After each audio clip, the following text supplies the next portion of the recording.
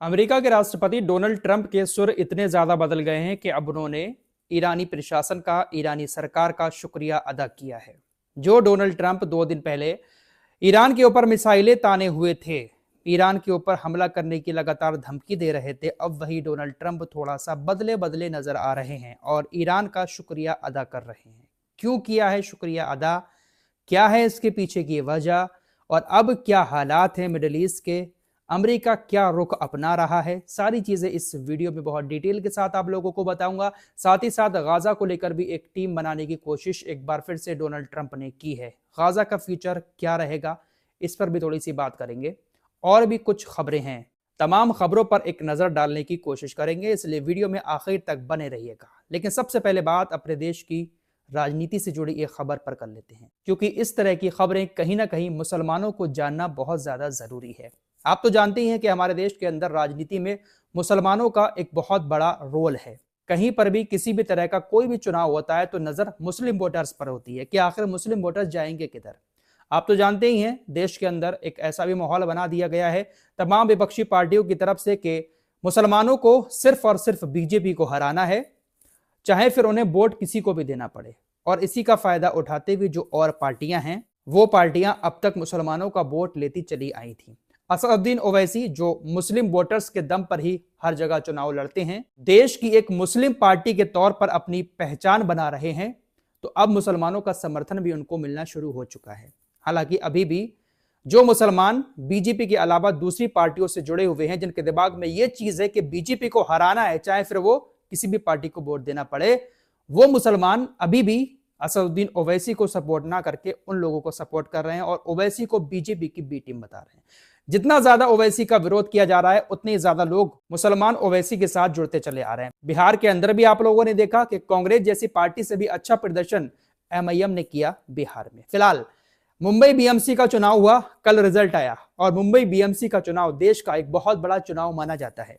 Mumbai BMC के चुनाव में असदुद्दीन ओवैसी की पार्टी ने 8 सीटों पर जीत दर्ज की। 2017 में जब ये चुनाव हुआ था तो एमआईएम को 2 सीटें मिली थी, लेकिन इस बार 8 सीटों पर जीत हासिल की है। और ये 8 सीटों पर जो जीत हुई है, ये मुस्लिम इलाके में हुई है, जहां पर मुस्लिम वोट ज्यादा है।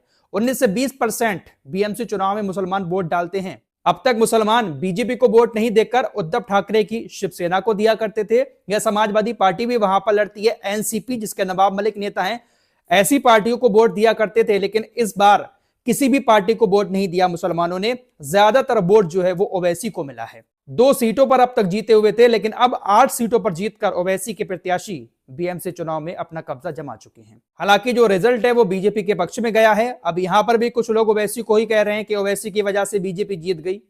अब प्रदर्शन देखिए कैसा रहा है। बीजेपी को 89 मिली है, जो एकनाथ शिंदे की शिवसेना है उसको 29 मिली है, उद्धव ठाकरे की शिवसेना को 65, कांग्रेस को 24, एमआईएम को 8, एमएनएस को 6, एनसीपी को 3 और समाजवादी पार्टी अखिलेश यादव की पार्टी को 2 सीटें मिली हैं। ओवैसी को जिन सीटों पर जीत मिली है, अब तक इन सीटों पर समाजवादी पार्टी जीतती चली आई थी या फिर एनसीपी जीतती थी, लेकिन मुस्लिमों ने अब की सबको छोड़ दिया, सिर्फ और सिर्फ ओवैसी की तरफ भागे।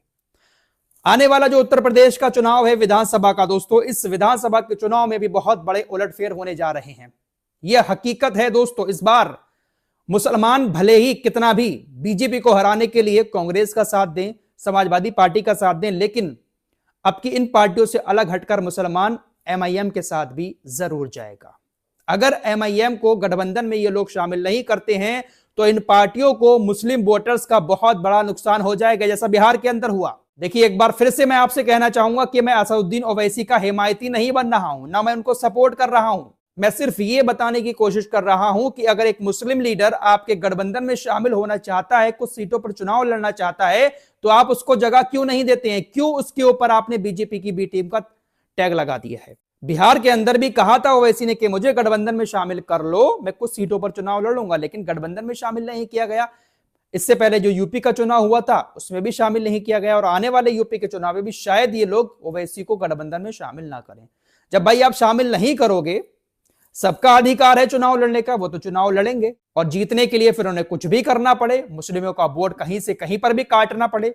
भाई हर इंसान जब लड़ता है तो जीत के लिए ही लड़ता है। इसलिए बेहतर होगा यूपी में महागठबंधन के लिए कि इनको शामिल कर ले। मुझे तो ऐसा लगता है कि असदुद्दीन ओवैसी को महागठबंधन में शामिल इसलिए नहीं करते हैं क्योंकि अगर सरकार बन जाती है महागठबंधन की, बीजेपी की एनडीए की सरकार हार जाती है, तो ओवैसी कहीं बड़ा पद ना मांगने लगे।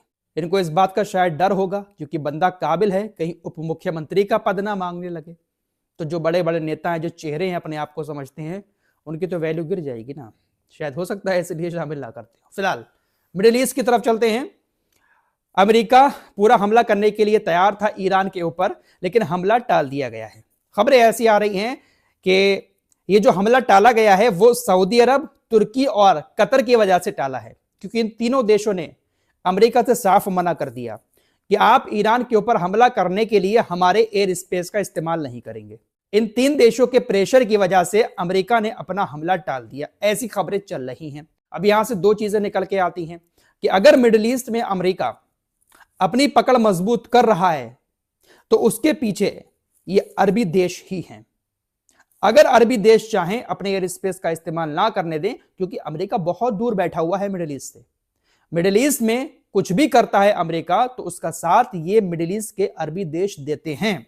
अगर ये साथ देना बंद कर दें तो फिर कुछ नहीं होगा। अमेरिका का बेस बने हुए हैं, एयर स्पेस का इस्तेमाल करने देते हैं। फिलहाल फांसी की सजा की जो चर्चाएं चल रही थी कि जो प्रदर्शनकारी पकड़े गए हैं, ईरान उनको फांसी पर लटका रहा है। फिलहाल ईरान ने फांसी की बात से इनकार कर दिया है कि हम फांसी पर नहीं लटका रहे हैं, बस सजाएं दी जा रही है। और सजा इस हद तक दी जा रही है कि घर घर में जाकर जो ईरान की पुलिस है, ईरान की सेना है, वो सर्च ऑपरेशन कर रही है। और उसका कहना है आईआरजीसी का कि जब तक एक खुफिया एजेंसियों का कि जब तक एक घर में जाकर तलाशी करके एक आरोपी को गिरफ्तार नहीं कर लेंगे तब तक हम सर्च ऑपरेशन चलाते रहेंगे। फिलहाल फांसी की बात से मना किया तो डोनाल्ड ट्रंप ने शुक्रिया अदा किया है ईरान का।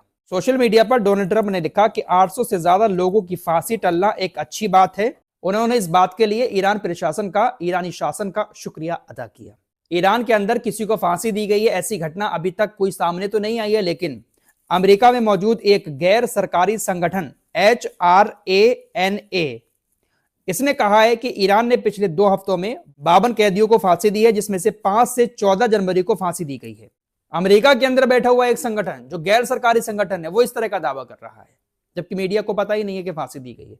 तो ये जो संस्थाएं हैं ना, जो अमेरिका ने अपनी ही बना रखी हैं, ऐसी ही संस्थाएं रिपोर्ट जारी कर देती हैं और पूरी दुनिया में उसकी चर्चा होना शुरू हो जाती है।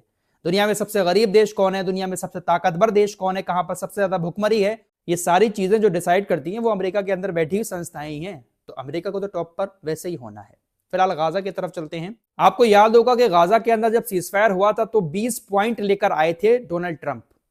पहला फेज खत्म हुआ, दूसरा फेज शुरू हो गया सीजफायर का गाजा के अंदर। फेज 2 सीजफायर के तहत डोनाल्ड ट्रंप ने बोर्ड ऑफ पीस के मेंबर्स की लिस्ट भी जारी कर दी है। डोनाल्ड ट्रंप इस बोर्ड ऑफ पीस के चेयरमैन हैं और इस बोर्ड ऑफ पीस के तहत गाजा के अंदर बहुत सारा निवेश किया जाएगा। गाजा में फैक्ट्रीज बनाई जाएंगी, लोगों को काम दिया जाएगा। गाजा का नक्शा बदलने की बात डोनाल्ड ट्रंप की तरफ से कही गई है। सीज फायर की पहली स्टेज में कैदियों की अदला बदली हुई, खाना पानी अंदर गया और अब दूसरा फेज शुरू हो रहा है। तो इसमें अब डोनाल्ड ट्रंप की नजर गाजा को फिर से बसाने पर लगी हुई है।